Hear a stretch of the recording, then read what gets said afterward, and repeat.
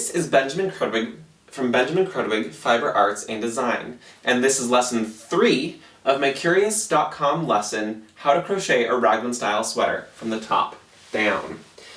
In the last lesson, I showed you how to properly measure your body to get a perfect fit for this sweater project.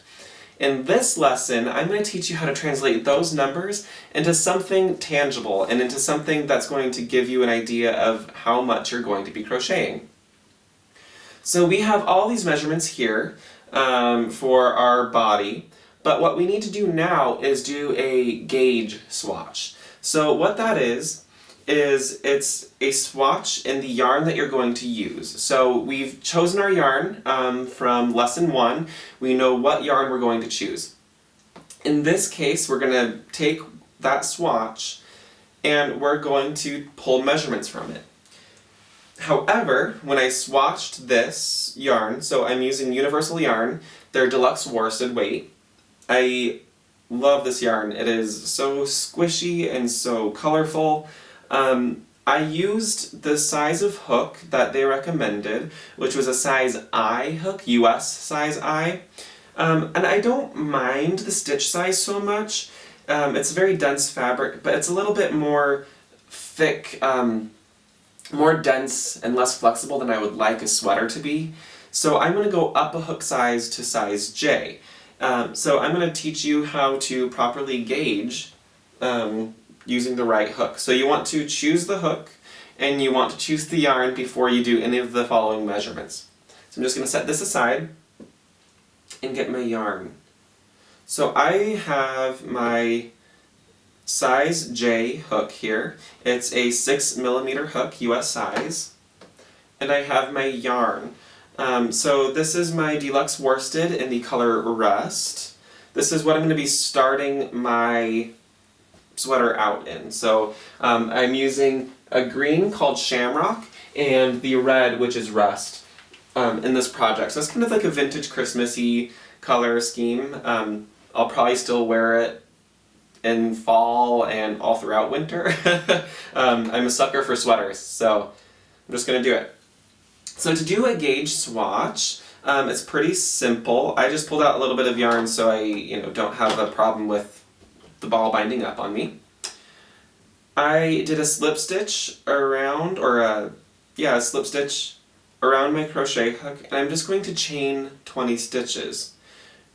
So we're not going to use this sort of foundation row for the actual sweater, but when you're gauging, it doesn't really matter that much what your foundation row is, because you're not going to be measuring your foundation row. You're measuring further along down the rows.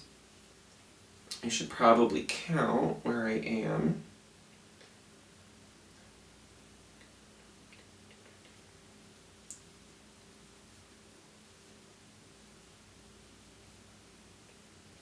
So I'm going to chain 1 after I just chained 20. That way I can single crochet into my foundation row. You can look at my lesson on how to crochet the first 3 basic stitches. That's a free lesson on Curious.com, and you can learn how to do those stitches. You want to know how to do those 3 stitches before you start this course. So if you haven't already learned how to crochet, it's probably good before you start a sweater to know how. There's another lesson that you can learn, that's the how to crochet a washcloth, and it's a textured washcloth. You can learn that, how to do that over on my Curious profile as well. So that gives you some practice if you haven't had a lot of practice crocheting. This project, though it is pretty easy, it's a long one, so you're going to want to know how well you crochet before you get frustrated. These sweaters usually take me about a week to make. It's partly because I'm using such a large hook size and such a thick yarn that it takes such a short amount of time compared to some sweaters. So it won't take that long compared to some other projects that you could be doing, but it's still a long lesson. So I did my foundation of single crochets. Now I'm just going to go and do about, I like to do 20 rows, so it's 20 stitches and 20 rows. But I think for this purpose, since I know I'm going to use this hook, since I've made a couple of other sweaters already, that I'm just going to go up to about 4 or 5 rows. I do want to make sure that I keep track of exactly how many rows I've done, because I will need that measurement later on.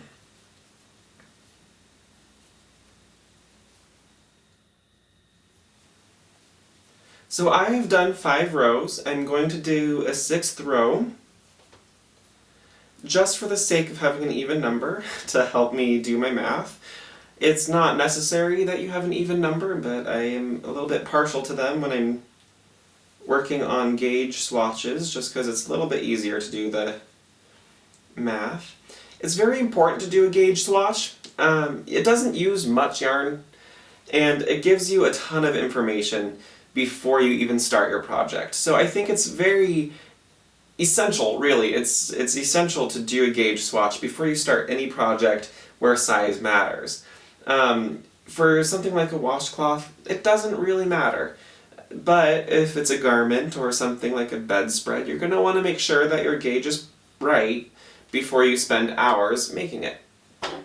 So I just broke the yarn off. If you use enough strength, you can do that. So I already like this swatch much more than the other one. It's a little bit more open. However, once I wash this, I'm going to hand wash it. I'm not going to felt it, because being 100% wool, this will felt if you throw it in the washing machine. So I'm going to hand wash this. This is already a little bit more open, but it'll full a little bit. The wool will bloom, it'll blossom.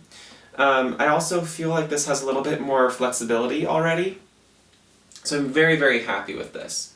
So to do the measurements, I'm going to grab my handy measuring device here. It's great to have a clear ruler to do this.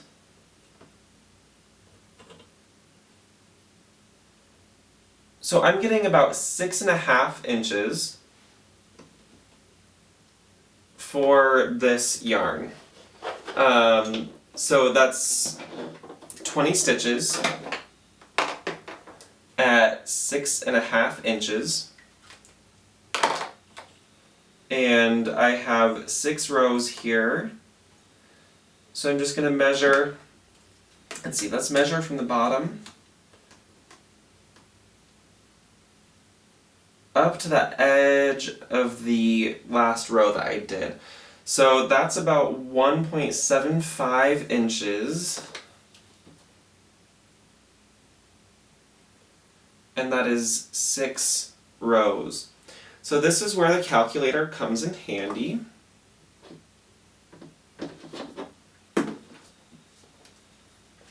So to get our gauge number, we're going to take the number of stitches and divide that by the number of inches. So that'll give us the number of how many stitches per inch. So I have 20 stitches divided, let's do 20, divided by 6.5. That equals 3.07. So I'm going to round down because you need a whole number. You can't have 0.07 stitches. So 3 stitches per inch. We're going to do the same for the rows. So 6 divided by 1.75 equals 3.4. So this I might actually keep at around 3.5 and then do my rounding up later. Because it is such a middle of the road, what that basically means is that 7 rows would equal 2 inches.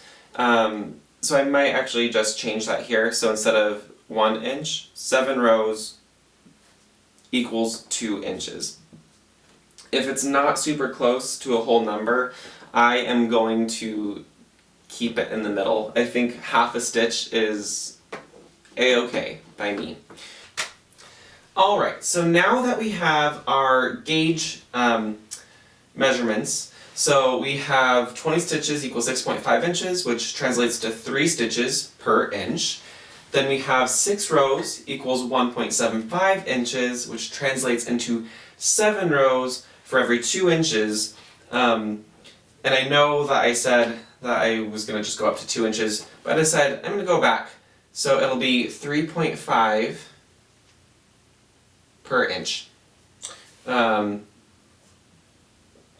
So now it's math time, pretty easy. So we're going to multiply each of our measurements by its respective stitch or row. So neck is going to be a stitch measurement. So we're going to do 18 inches.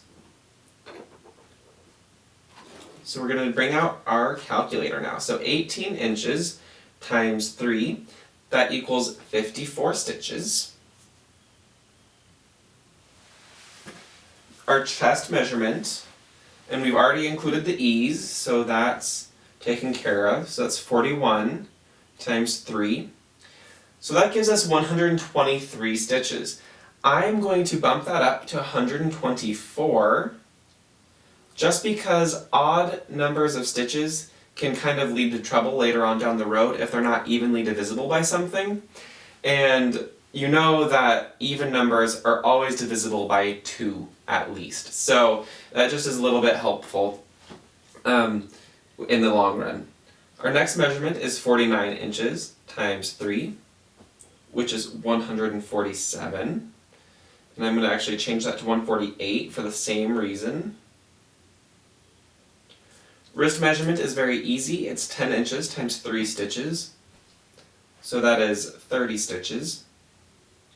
And then for the sleeve length and the body length, we're actually going to have the row number. So we're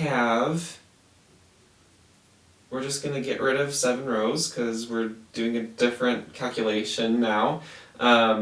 So 24 inches times 3.5 rows, that equals 84 rows total. And then we have 20 inches times 3.5 rows.